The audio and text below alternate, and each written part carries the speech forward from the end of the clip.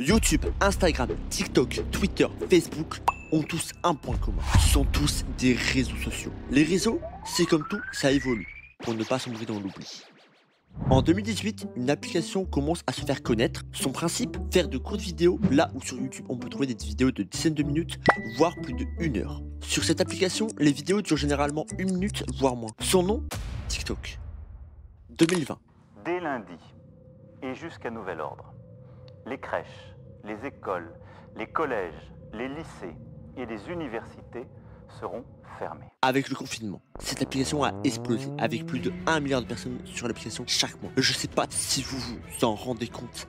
1 milliard de personnes, ça fait 1/8 de la planète Terre, c'est délirant.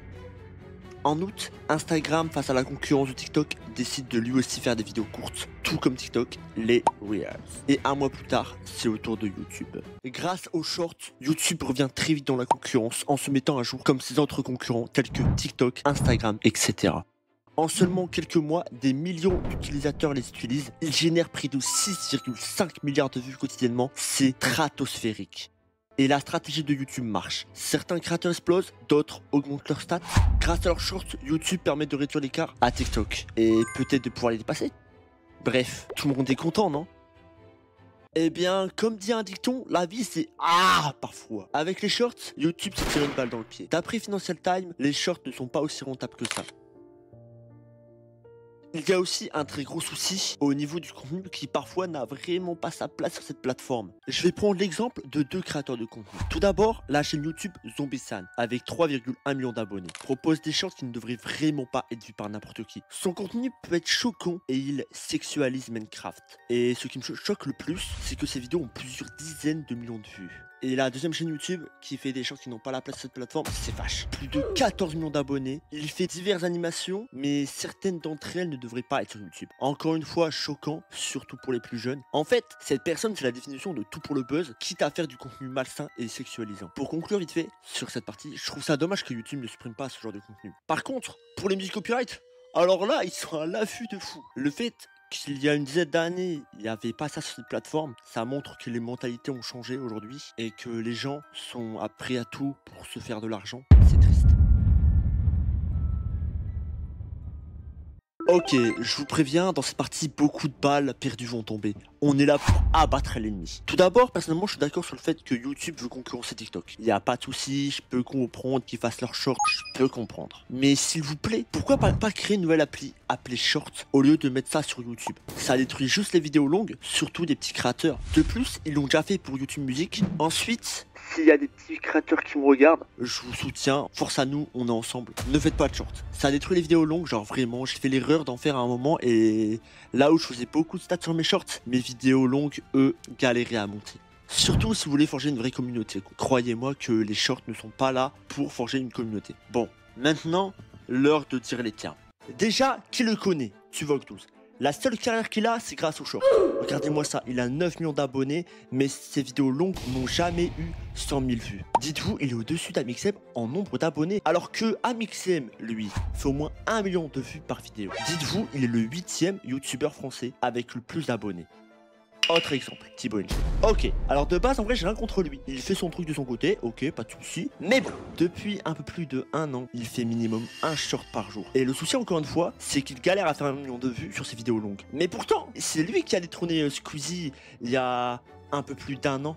Le #1 du YouTube game français, celui qui enchaîne les concepts de fou comme qui est l'imposteur, on se fait juger par des gens, etc. Il fait des projets de fou avec des invités toujours plus fous. Il a par exemple notamment invité il y a pas longtemps Siakola, SDM, des gens du monde du rap viennent sur YouTube grâce à lui. Je trouve ça incroyable. Il fait une dizaine de vidéos à plus de 10 millions de vues et minimum 5 millions de vues par vidéo. Alors, vous allez me dire, pourquoi ça? Pourquoi il y a un écart comme ça? Alors, c'est simple. La différence entre ces deux créateurs, leur contenu. Un recopie les shorts américains, ce qui marche, parce qu'il fait quand même pas mal de stats, enfin ça dépend, parce que il y a des shorts, hein, s'il y a 10 000 vues, on est content, hein.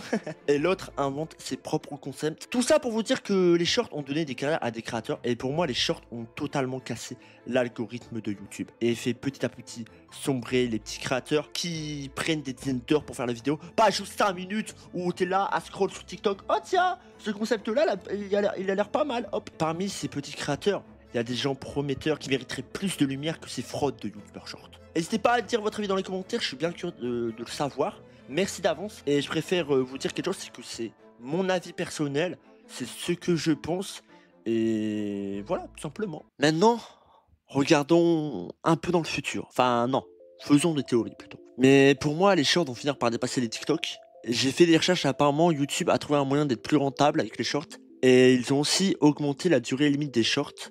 60 secondes avant et maintenant 3 minutes. Comme ce qu'a fait auparavant TikTok. Même si j'ai l'impression en fait TikTok, il a une longueur d'avance sur YouTube, mais YouTube essaye toujours de le rattraper. Sauf que du coup c'est compliqué. Mais je pense que les shorts vont quand même réussir à rattraper les TikTok sur les stats, mais pas sur l'appli en soi.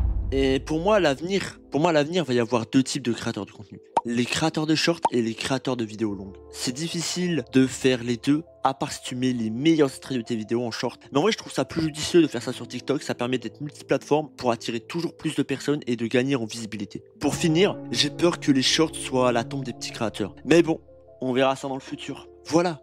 La vidéo est finie. Merci à tous ceux qui sont arrivés jusqu'ici. N'hésitez pas à vous abonner. Go les 4K. Merci. Merci infiniment à tous ceux qui me soutiendront et qui rejoindront la chaîne à partir de cette vidéo. De gros projets arrivent, de grosses vidéos arrivent. N'hésitez pas aussi pour la visibilité à liker cette vidéo, mettre un petit commentaire et partager. Merci d'avance, ça me soutient énormément. On se retrouve la semaine prochaine pour une nouvelle vidéo. En attendant, prenez soin de vous, c'est important. Allez, c'était Julius. Ciao.